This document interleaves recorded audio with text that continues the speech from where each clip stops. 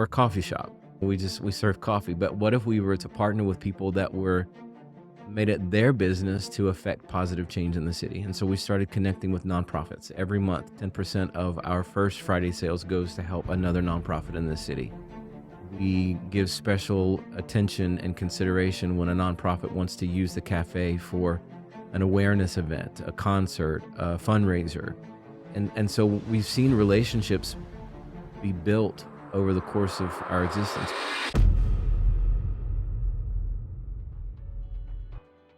Welcome back to the Art of Connecting podcast. This is your host here, Hayden Fike, back with another episode. And today we are here with Shannon Greer. And me and Shannon got introduced through my buddy's networking group that he has at Shannon's Coffee Shop.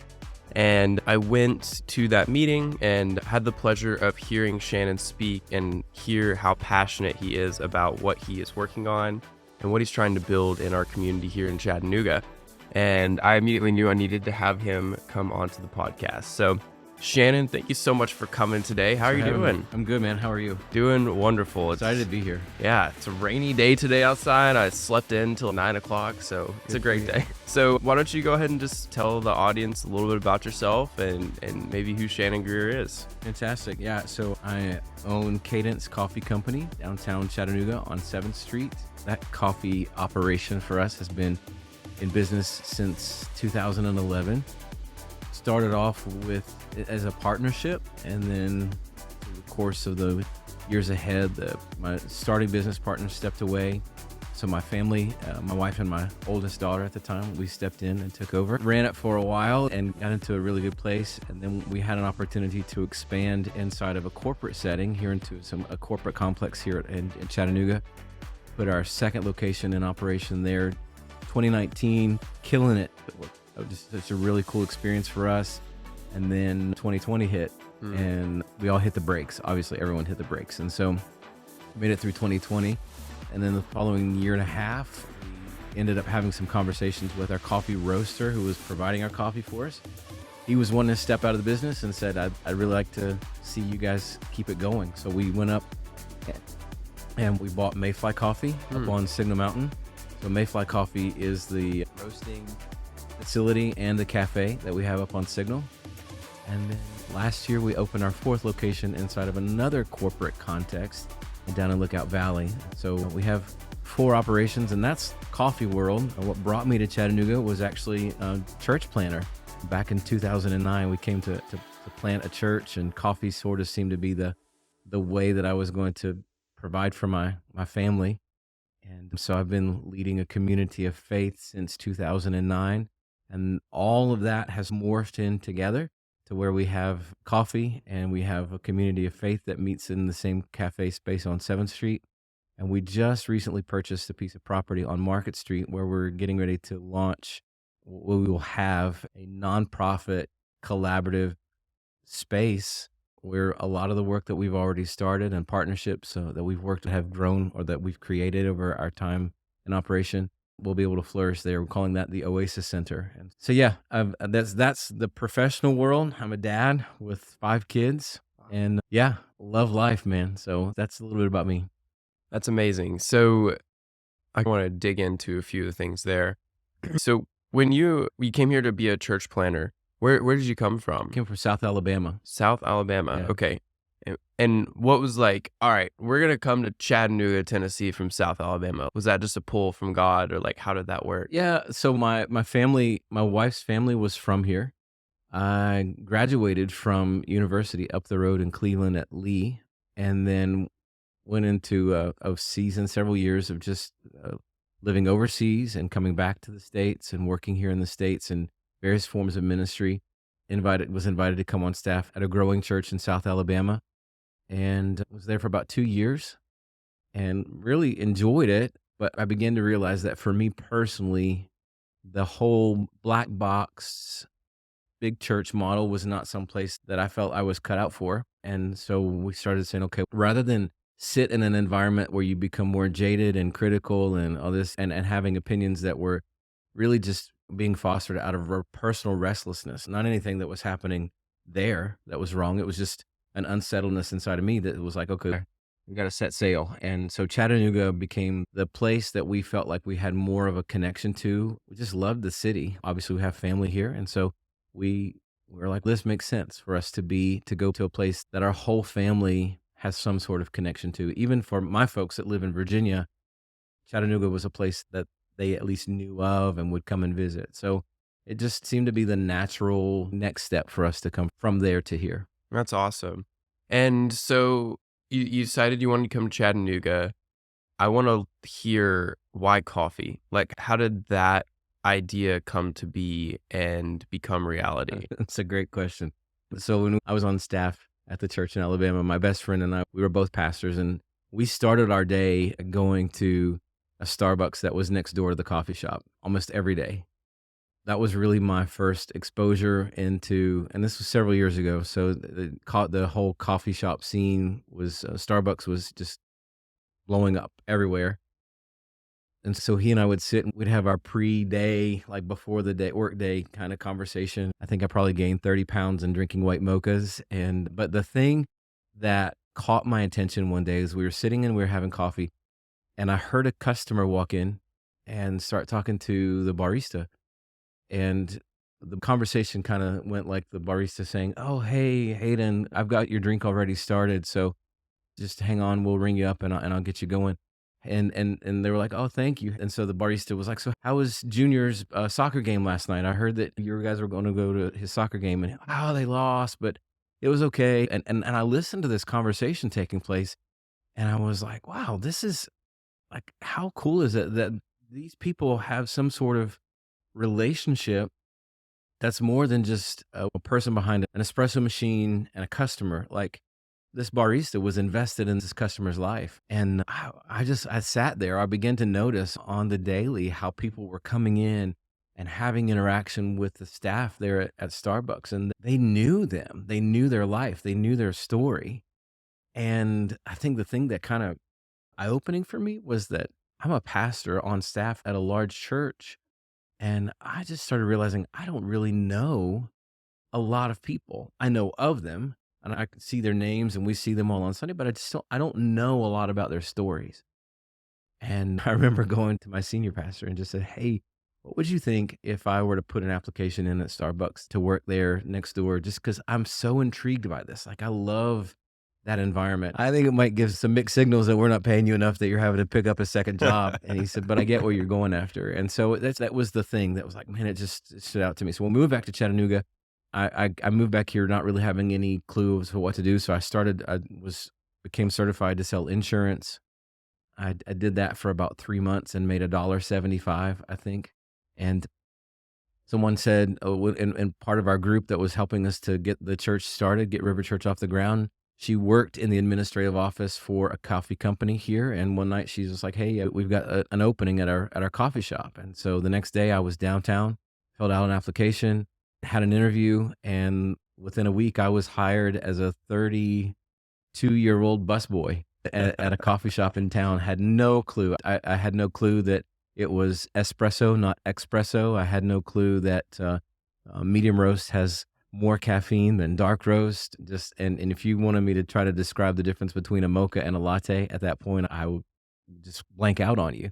But what I found was I got into it, loved it, and I just saw that it's amazing to me how a little ceramic cup with a hot drink inside of it can be so comforting and protective. It gives you something to almost hide behind, and it also helps bring down walls, and you're able to just have conversation with so many people over a cup of coffee. And so that's just how coffee started and came into the equation. That's awesome. And just for the record, I sold life insurance too. I lost $10,000 through that. I'm sorry. Maybe we work for the same company. I don't Probably. know. But that period of time being in something where it's not right, it teaches you, like, I'm sure you felt the same thing I did. I was just like, this is not me. Yeah. I was like trying to force so much, like cold calling and doing all this stuff to get clients. And it was just like, why am I doing this? It's horrible. I remember making those cold calls and thinking, this just really sucks. And I remember hearing someone say one time, sometimes you just have to embrace the suck and just like push through, go ahead and walk through it. And I'm sitting there as I'm making phone calls. I'm like, no, this is just really bad. This isn't, This is just this, awful. people will be like, how'd you get my number? I don't know. They just handed me your name and said, call and see if they want life insurance. And you get people yelling at you and screaming at you. And it's no, that's it. It's not me. And so Yeah. what I did, I began to embrace the restlessness Mm. and say, okay, if this isn't it, then what is it? And the rest is history, really. I found a place to connect better. And that's what's been happening for us for nearly 13 years with Cadence Coffee Company. It's just a place of connecting and just being involved in people's lives. It's been awesome. And you also, I feel like, figured out provide something that people actually want, Mhm. that you don't have to shove down someone's throat. I learned that's everything that I do now. I'm like, am I doing something that people want? Because if I'm providing something that people want, connections to other people, to other business owners, then I'm going to be fine. Yeah. Because what I have is in demand, Right. right? But if I'm having to go and beat down the door and basically tell everyone, I'm in this profession, come to me, maybe, just maybe, and this is just theory, that's not the right profession for you. Right. You should be, or like I focus on being in a place where people come up to me and see me as the expert and Sure. ask questions about it, not the other way around. Yeah. I think the person that's wired for sales, they have a gift to be able to sit in front of you and me and convince me that what they have, I need. Mm, And I think the people that are in sales, I take my hat off to them because they're right. like, wow, you're good. You're really good. I remember the guy came to our apartment. My wife and I were first married, and this college student, he comes and I was working with him at the time. He's like, let me come to show you what I'm doing on the side. And so he brings his Cutco knife kit, and like, we didn't need knives. We couldn't afford knives, but he sat there and the conversation with him was just so compelling that before he left, we had dropped way more money than we needed to. And we had a whole new set of knives that thankfully 20 some years later, we still have, but Yeah. he was brilliant. He was gifted for that. I struggled to try to convince people that I have something that you need, and like you, I find it better to be able to say, okay, I know I need this, and I know that there are people that need this. And so I'm going to put my sign out on the street and let them know, hey, if you're like me and you're looking for a cup of coffee, then I got you because I'm right there with you. So I want to hear a little bit of some stories, and obviously you don't have to share names, but what have you seen in your experience with like regular customers? Have you seen any sort of like transformation as you've gotten to know your regulars? Like maybe if you want to share a little bit about what that kind of aspect of your business looks like. Gosh, I could tell you so many. I think that's what has been the motivating factor for us to stay with this for so long. I think of the people that we have come into our cafe that are just your everyday Joe and Jane, an attorney, an administrative assistant to an attorney, a bank teller, a bank president or vice president. These people have come in and we become part of their daily rhythm. And I think about the one lady, she worked for an attorney's office and she came in one day and I said, how's your day going? And she was cheeky. She had a great little sense of humor. And she said, it's going to get better. She said, I just signed off on my divorce after a marriage of 20 years. And I was stood there and I was, okay, I don't know. I don't know if I was supposed to say congratulations or I'm sorry. And so I just sat there and I waited just to see what her natural emotion would be after. And I saw it. I saw she's trying to put a positive spin on something that was really painful. And I just gave her the space, the pause to process, and I just said, I'm sorry that you had to walk through that." And it was at that point then that tears began to flow, and here she is standing in front of at the bar, and I did the only thing that I knew to do. I stepped around the bar, and I walked up to her, and I said, "Can I just hug you?" And she was like, "Oh my gosh, yeah, that would be awesome." And I did, and from that day to this, I think she's retired, and I don't see her come in at all, but she became part of our daily rhythm, and we became part of hers. I think of the attorney who pre-COVID, he was downtown a lot, and he would come in and he was just bullish. Like, he was the guy that no one really wanted to wait on because he would order like a non-fat drink, but he would be convinced that he knew if you got his milk wrong and if you were serving him regular milk, a whole milk, or non-fat. And what we learned was that that was his way of breaking in new employees, is he would tell them, "You made my drink wrong," and he would see how they would react, and ultimately he was trying to s he was I don't know really what was his motivation, but for a while, he would come in, and I was just like, "Oh gosh, there he is again," and he's such a pill, such a jerk. And my wife was working with me one day. She was working at the register, and he comes in, and she's waiting on him, and he got a little sassy with her. And my wife is I'm salt and she's pepper, right? So she got a little sassy back with him, and he loved it. Like he met his match, and from there, she and he would have a daily conversation, and I just began to watch this growly, gruff kind of pain in the butt kind of guy come in, and we became his place. He would come in and he'd sit, and he became kinder, and our employees were like, "Hey," the story initially with him was like, "Oh, here he comes," and then after time of investing in relationship with him, "Oh, yeah, he's a great guy." And to this day, we see him, and you just feel like there's a friendship that's there that really has just grown over a non-fat mocha. It's It's amazing. been awesome. There's lots of great stories like that. So I used to go to one of your corporate locations every day, and I would see some of your employees, and it was always a highlight of my morning. And they have free coffee. What was it, Wednesday? They did, yeah. Yeah, Wednesday. And that was the highlight. You made me addicted to caffeine because now I'm on decaf. At Sorry. that point, I was working in a Fortune 150 setting, and you need caffeine to get through your day there. Yeah, you do. And that corporate context, yeah. Yeah. But it was just so incredible just to see how you pick your staff and how they build relationships with the people. I would just sit down in the lobby and watch people come up, and there was probably 4,000 people that worked at that place Yeah. that walks by there every day. And your team did such an amazing job just getting to know people's names. And, I would go and sit in the booths in the back and sit and have coffee with them while they're on break. And it's so difficult to foster that environment, I think, especially in the food and beverage industry, Yeah. that's just typically so transactional Right. of this person's coming in, here's your burrito, here's your this, and have a good day. Right. And there is something powerful when you can master that culture of we're not just a food and beverage business, we're a people Right. business. And I think the key to that is authenticity. Like our core values for the company from inception have been, we want to provide a quality cup of coffee. We want to make sure that we know the trade, that we do the best to make it, and that we put the attention and the detail into it. It's not just a means to an end for us, but we want coffee to be the core value. Next to that, we want community. We want to make sure that we're using this tool to authentically build community.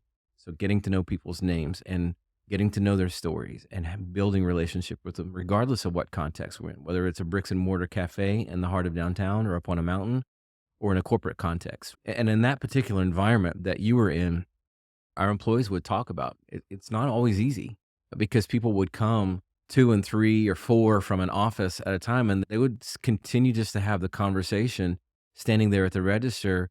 And our staff, they understood that what the expectation for this company was, we want to find a way to connect to you. And so that was some of the challenges. It was people were in their head, I've got my head down, I'm here to do a job.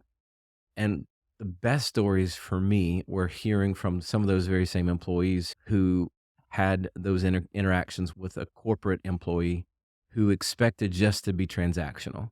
And for that employee to be like, "So how's your day?" Or to have heard them talking about something in their little pod of four or five people and to say, "Oh, yeah, I saw that movie and I really liked it." And then all of a sudden, the person behind the bar at the register of the machine wasn't a robot, but it was a person. And Mhm. oh gosh, they heard me talking.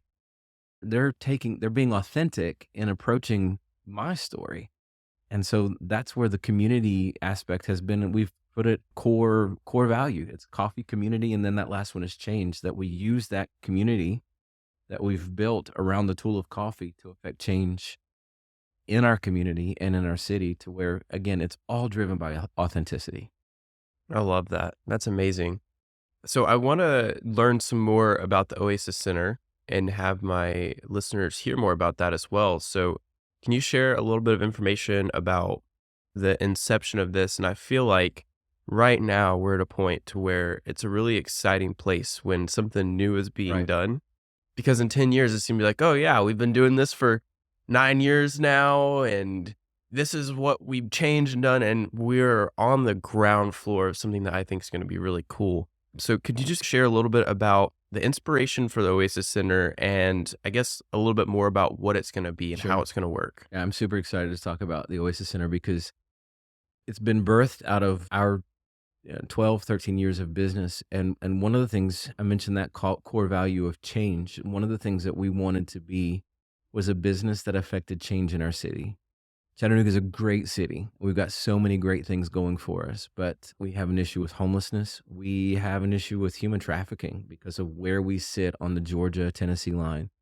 We have a huge issue with addiction, or drug addiction, and people that are dying from just toxic drugs. And so what we found was we're a coffee shop. We serve coffee, but what if we were to partner with people that were made it their business to affect positive change in the city? And so we started connecting with nonprofits. Every month, 10% of our first Friday sales goes to help another nonprofit in the city.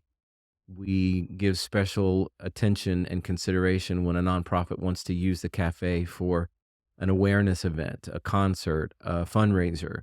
And so we've seen relationships be built over the course of our existence. We're right next door to the United Way. And so the United Way comes in, we've got a great friendship with them, and they're blowing and growing and doing huge things to affect positive change in the city. And so we said, okay, what can we do to contribute more, to do more? How do we affect more change? So the church that I pastor meets there at the cafe on Sundays, and one of the driving forces behind us looking for more space was that we're growing and we don't really have enough space for everyone. And so we said we don't want to move out of downtown. We love being right here, and so we'll just continue to be small if we need to and just stay here in this space. But the church itself has adopted that same vision of we want to affect positive change in our community. We want the church to have a much better reputation in our city than maybe what it's had in the past. So we find this piece of property that's 100 steps from our front door right now. We're on 7th Street, and so this piece of property is on Market Street. We actually purchased the property last Wednesday. So we're now the official owners of that. And so our vision for this historic building in the heart of downtown on Market Street is to turn it into a collaborative space where ultimately Cadence will move its operations to that location.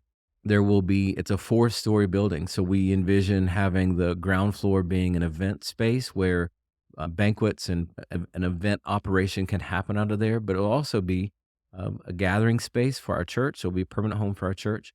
So that's basement floor. The street level becomes cafe with a lot more space for us to do a lot more of the connecting that we've been doing.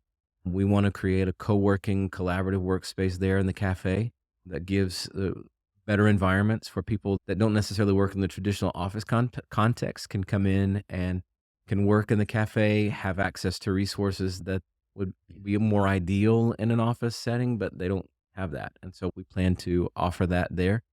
Then the next story up is going to be shared workspace that becomes conference rooms, seminar rooms, a media podcast, web content room, and a variety of other tools and resources that would be able to be beneficial to people in our community, but especially so to some of the mom and pop nonprofits. Our city has over 3,400 nonprofits in it. And you got some big heavy hitters. You got Boys and Girls Club, you got United Way, you got a lot of people out there that are doing it, and they've got a good solid foundation.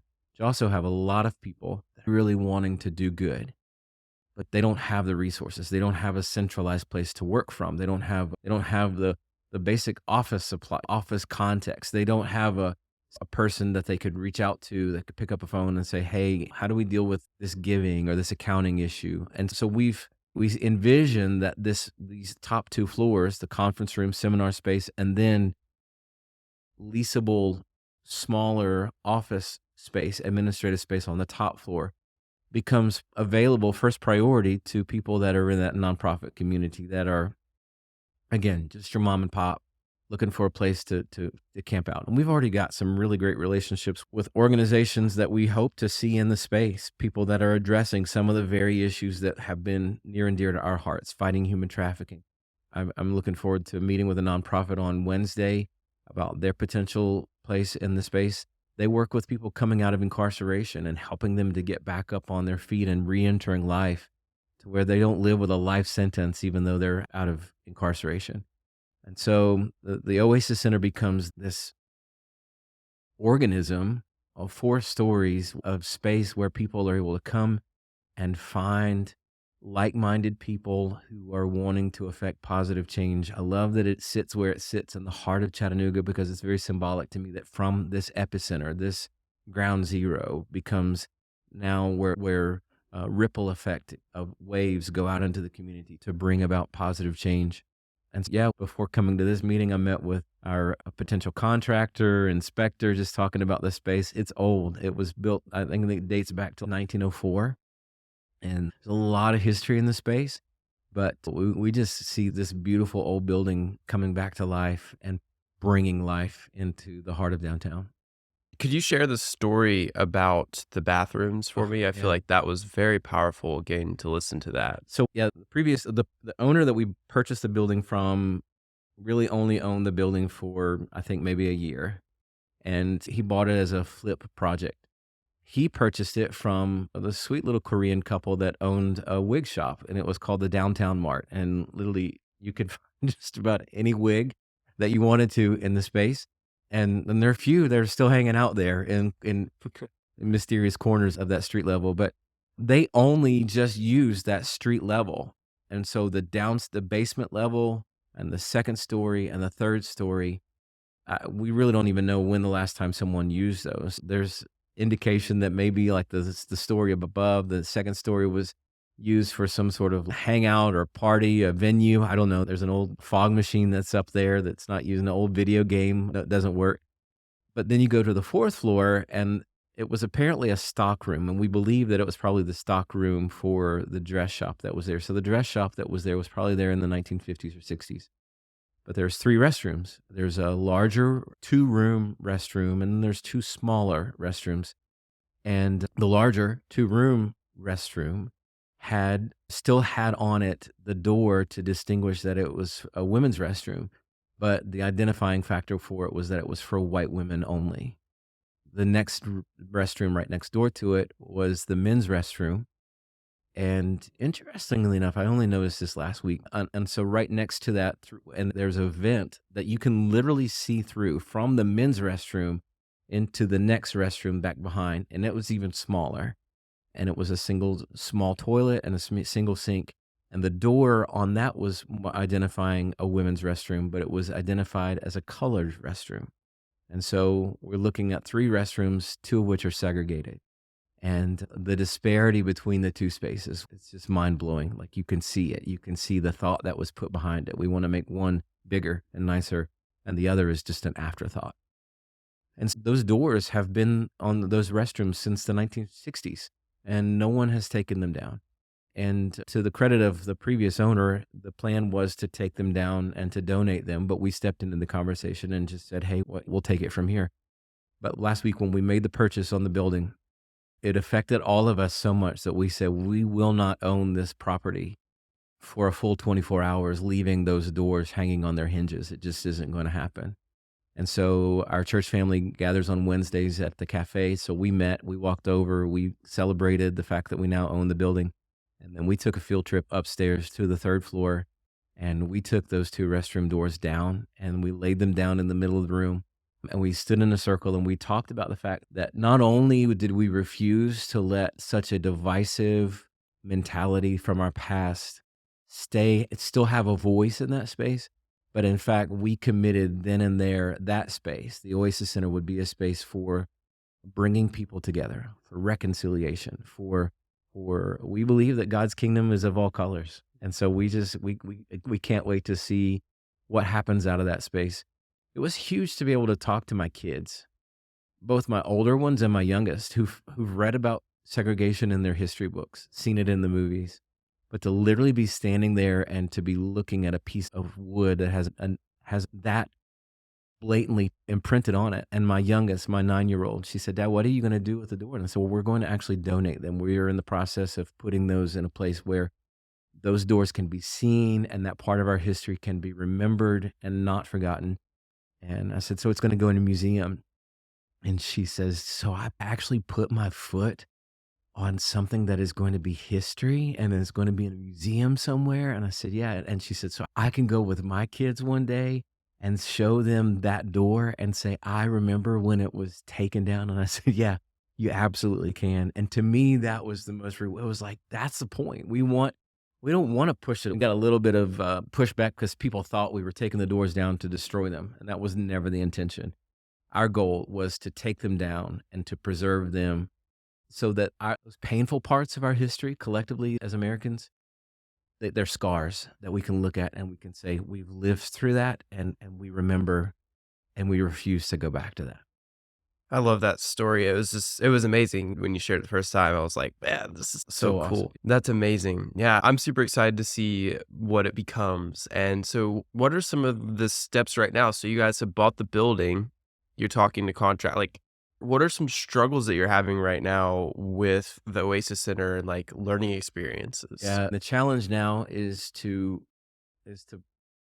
really honestly pay for the next phase because we have the building, we have, and so there's still a balance on the building. So the Oasis Center is an established, recognized 501(c)(3) through the IRS. So we're in the process of speaking to foundations, applying for grants, just doing deep dive to see what's out there. How can we apply for larger funding? We've really walked through the grassroots funding, and friends and family, church members, community friends, customers have all helped us to get to this point. The project itself, we're budgeting it to be about $6 million. We're hoping we can come in underneath that with people who are offering their services and resources, maybe at discounted rates or whatever. But we want it to be quality, and we don't want to play the nonprofit card. We don't want to expect people, "Well, we're nonprofit, so give us something for free." So we're still trying to raise the capital to do this. We're encouraging folks to consider making us part of their monthly budget. There's a way we have on our website for people to go and do a monthly gift of whatever they want to set and to help us. So funding is a big project. And then the legwork, there's a lot of history, a lot of stuff in that building that's going to have to be the demo and the whole pulling out environmental things there's asbestos and that kind of stuff that's in so the remediation for all that's a big task. And then just keeping the conversation going. We want people to maintain an awareness that this is coming and what it promises to bring is something that's going to benefit our whole city. And so just the challenge of keeping the conversation alive and not wearing people out on it. So we've utilized social media in this first leg of raising that first bit of capital. And we'll circle back around. I'm taking a week off from TikTok, Instagram, and Facebook just because it wore me out. But but yeah, just keeping the conversation going, and then just the blood, sweat, and tears it's going to take to get. So, are you still looking to grow your coffee business while you're also doing all this nonprofit That's a stuff? great question. Yes, we believe that the coffee is the tool, and so we're wanting to put our coffee in as many locations as we possibly can because that's going to help us. That's going to help toward the project.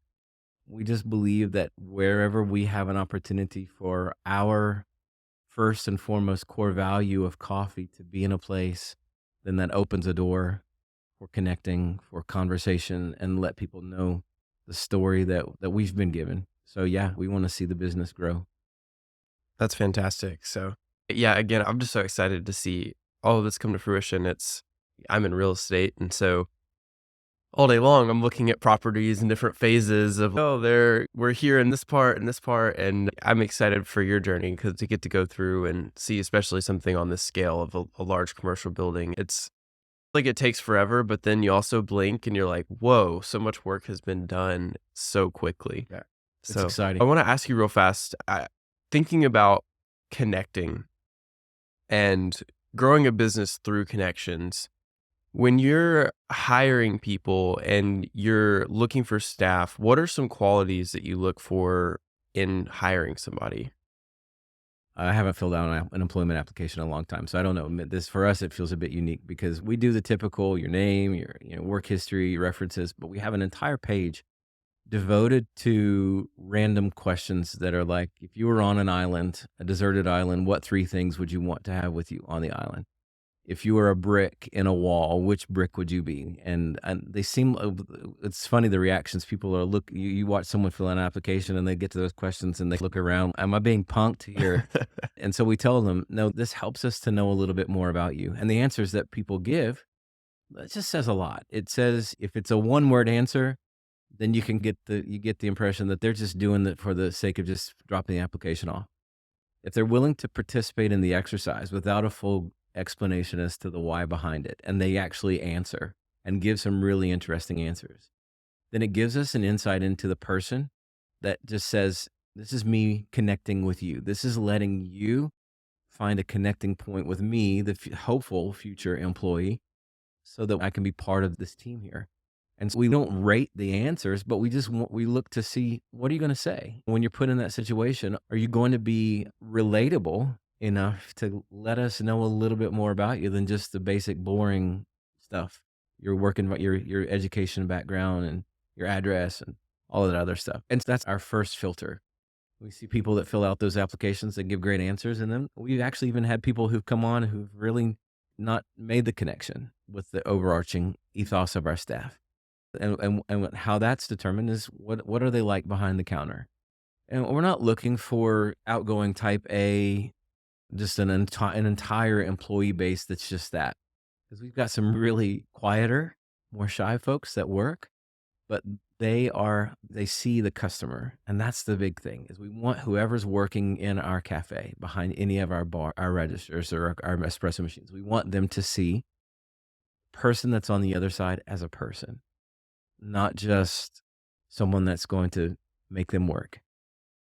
And so we drive that home. Like, we want you to be about coffee, know the trade, and be able to answer the questions. If someone asks you what's the difference in medium and dark roast, don't stand there and be ignorant to their question. Do a little bit of research. We want you to be resourced with that, but then also engage with them and interact with them so that you can build that aspect of community. And then look for ways that you're able to impact their life. Even just knowing their name, starting their drink as they walk in the door, those kinds of things.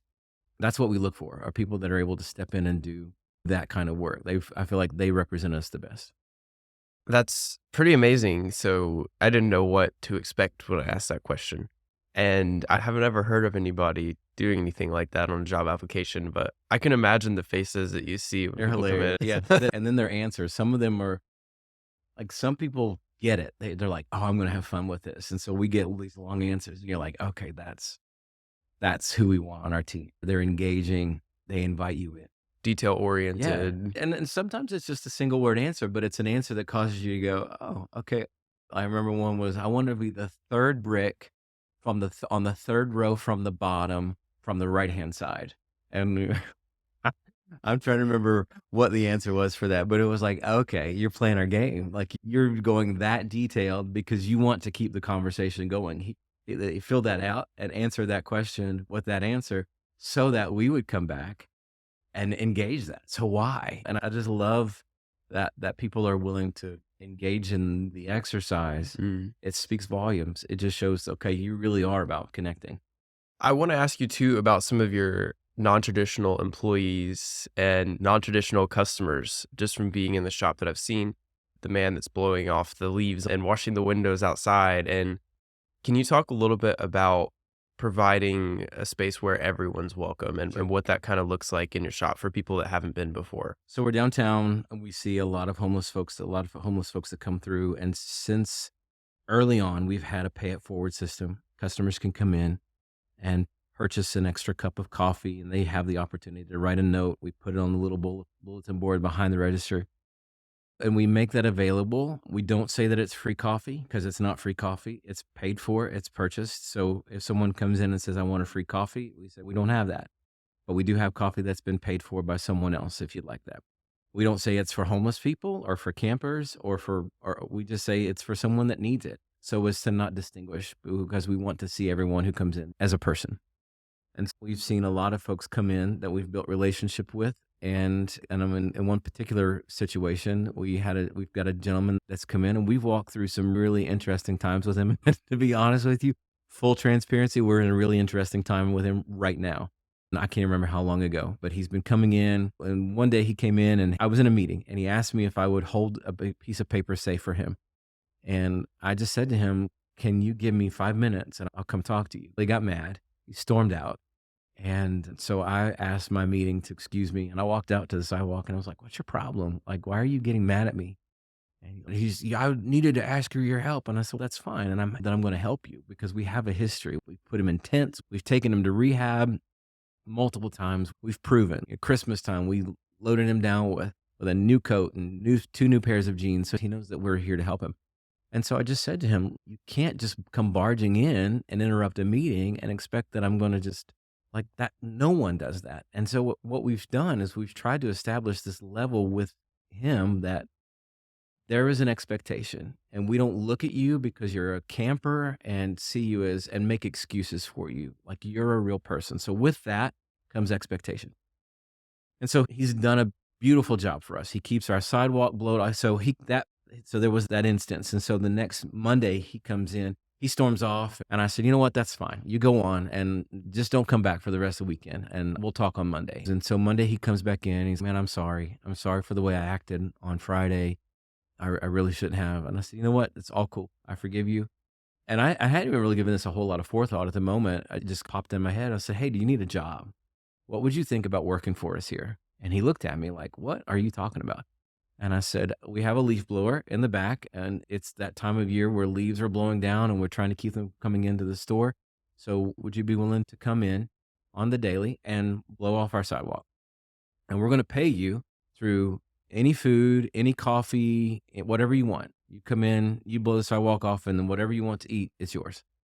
He jumped on it immediately, went and got the leaf blower. He's been doing it. He even panhandled enough money to buy a new battery because he was literally wearing the battery down on that one. And so I loved it. And so we actually started helping him out with a little bit of cash on Fridays. He still gets the food, still gets the coffee, but we help him out with a little bit of cash just because he's a panhandler.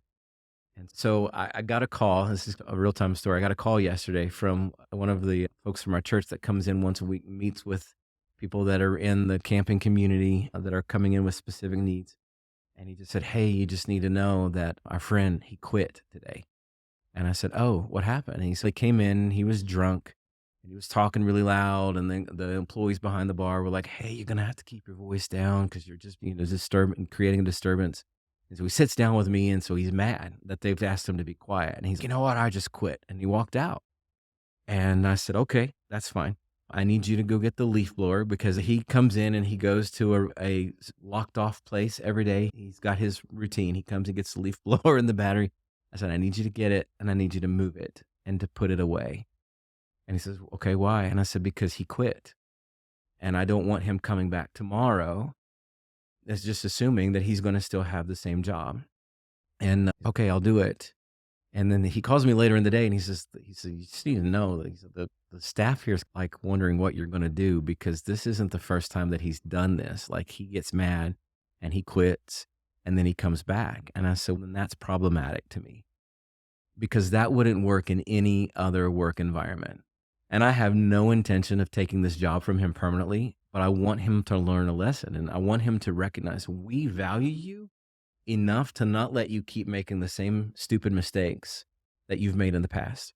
And so I've been in meetings all morning, so I haven't been at the cafe to see if he's come in, but I've let our staff know, hey, when he comes in, he's not going to have his tools to do the job and he's going to wonder where they are. And you can tell them he has to talk to me first. I hired him. If he wants his job back, he has to come back and talk to me. And then when he does come back, and I know he will, because he just wasn't in his right mind yesterday. It gives me the opportunity to put an expectation and a reasonable standard on him that just, it's helpful, it's empowering, and it will empower him. But it's been an interesting process to watch. Like we love him. And this guy, we're his family and he's part of ours. He comes to church with us on Sunday. He's there every day. He's having some bad days lately and we've got to help him. We've got to help him recognize that you don't have to keep making the same mistakes over and over that can really cost you and can be detrimental to you in the long run. I love that you realize that help isn't always a handout. is so often a hand up to, be able to learn. I think back to when I was a 15-year-old working at Chick-fil-A. I didn't know what I was doing. I made so many mistakes of the ways that I interacted with people, the things that I did, the lack of seriousness that I had on my job because I was just a cashier. And it was instilled into me from a very young age that this is a responsibility that you have. Your drawer is your responsibility. If you're $5 short, like, you lost $5 somewhere. So you need to be accurate on what you're doing. And, a lot of times I feel like people just haven't had that standard put onto them, and it causes some of these issues that we see of there not being opportunity for a certain person, but it's because they haven't had standards and they don't know any better. And so I love that you're doing that. And so many people see the solution as just giving things to people. And I've been to Haiti, bags and bags of clothes with the USF logo on it, just in the street, like rotting from everything that's just been handed to certain people. But the ministry I'm a part of there, we provide jobs and micro lending for people to be able to work, and just the transformation that happens through working for something rather than it being given is incredible. There's a book that was written from some professors up at Covenant College, Steve Corbett and Brian Fickert, called When Helping Hurts. And I think for some people it's a bit of a heady read, but they did a fantastic job in this book by just breaking down this wall that I think that, or this monument that we've built when it comes to helping, benevolent, mercy, compassion kind of work. We think that, oh, I'm going to do something that I think is kind, that is good, that is benevolent, and it's going to help. And what we fail to see is that sometimes the thing that we think is beneficial can be detrimental. We've seen it actually at our coffee shop. We get a lot of people who know that we have interaction with homeless folks. And so they'll say to us, "Hey, I've got some old coats that I cleaned out of my closet. Do you need those?" And early on, I was like, "Yeah, we'll take whatever." So yeah, these coats. And so what we started realizing is that not only did they bring their coats, but they brought their like leisure suits from the 1970s or business suits that they can't fit in anymore. And we saved them a trip to Goodwill or the thrift store. And we had to go through the stuff that they left to see the stuff that was practical and reasonable for the person on the street. They're helping by offering a 3-piece polyester suit that they wore back in 1981. Wasn't helping. There was no one that was going to benefit from that we interacted with. In fact, what it was creating more of a dilemma on our end to try to just store this stuff. And so there is a reality of helping that we have to stop and to consider, is this truly going to help? Is it by me handing this person $100, is that really going to help them? And we don't, with this particular employee, it's a small amount of money that we give him because we know what he's going to do. He'll probably save it, and he'll probably go and use that to buy more alcohol from the liquor store down the street. And so I guess the point in all that is to say, we recognize that we have to weigh the cost and say, what I'm doing, is it going to help? Is it going to hurt? And then determine, okay, is there more opportunity for them to receive help in this? And to really give some consideration to that. It doesn't take a lot to help someone. It doesn't take a lot. We all know I can give something away. It takes a lot more conscientiousness, a lot more effort to stop and to think, okay, how am I truly able to give them something that helps them upward rather than just helps them stay in that rut that they're in? That's amazing. We've come up on our time here of the show, but I want to ask the last question here, and I already pre-briefed you on what this is. So was there a connection that really stands out to you in your mind to either a person or a group of people that really just changed everything for you? Yeah. So in 2010, I was working as a barista at a local coffee shop here in town. And this guy walks in one afternoon. It's like a Thursday afternoon, and so he comes in and he orders a cup of coffee, and he goes over and he sits at a table at the front window, and I see that he's actually doing some sort of like a Bible study or devotional study. He's a pastor, so that always automatically just catches my eye. So I walk up, I'm walking around and I'm wiping the tables down, and I walk past this table, ask him if he wants a refill on his coffee, and he does. And so I just said, "So what are you studying?" And he was doing a Bible study on Genesis, I think, or maybe it was Jeremiah. I can't remember. But so I go over, get his coffee refill, bring it back to him, and we just start talking about just coffee and get to know his name and having a conversation.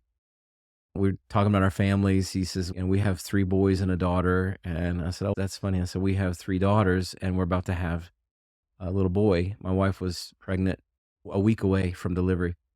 And so we just have conversation, and it was just so out of the ordinary. It was not like any conversation that I had before with anyone else, any other customers. And as he got ready to leave, he's like, "I really enjoyed talking to you, man." He said, "Would you and your wife and your family be interested in coming over to our house for coffee or for dinner on Friday night?" And I was like, "Okay, let me talk to my wife." And she's majorly introverted. So I knew it was going to be a hard sell for her to be able to say, "Yeah, this customer invited us over for dinner." But I went home and I just told her about the conversation. It was just something really different about this particular conversation. And I think we're supposed to go. I really think that we should go, whole family, 3 daughters, 3 little girls, pregnant wife, myself. Let's go. Let's show up at their house for dinner. And so she agreed, which is also, I just was so uncharacteristic. So that was a Friday night. We go over for dinner. And the following week, we go into delivery and we have our son. And I remember us coming back home to our apartment at the time, and Brian and his wife Amanda and their 3 little boys and their daughter coming over to our apartment and bringing us food. And that act alone caused my wife to be like, "Okay, you're right. There's something different about this. What is this relationship?" And so Ryan kept coming in regularly to the coffee shop, and his wife, he'd bring his wife in and they would have coffee. And so that was the summer of 2010. And in January of 2011, he came in one day with he and Amanda, and he said, "Hey, when you get a minute, will you come over and sit down with us at the table?" And so I was on break. I took a break and went over and sat down. And he said, "We've been putting money aside for quite some time because we feel like that we're supposed to go into a business venture, and we feel like it's supposed to be coffee, but we don't know anything about coffee." She's a homeschool mom, and he's a nurse anesthetist. And he said, "And so what we're looking for is someone that would be willing to enter into this partnership with us." And he said, "You wouldn't have to put any money in." He said, "We would just want you to run it and you would put in the sweat equity into the business." And I was like, I was intrigued by it. And so we ended up having a number of conversations. And that was January of 2011. And on October 15th of 2011, Brian and his wife and me, my wife and myself, we stood and we cut the ribbon for Cadence Coffee Company. They stayed involved in the business up through 2014, and they ended up having to move houses, so they moved further out of town, and it really became hard for them to stay as connected to the business. So he had a conversation with me one day, and he just said, "Listen," he said, "I think we need to either sell the business or you take over our portion." He said, "Because we need to step away. Our family's needing to recalibrate." And I had no money to be able to buy him out, and we didn't have anyone on the radar for him to be able to sell it to. And so he says to me, "You know what? You've worked hard. You've made it work this far.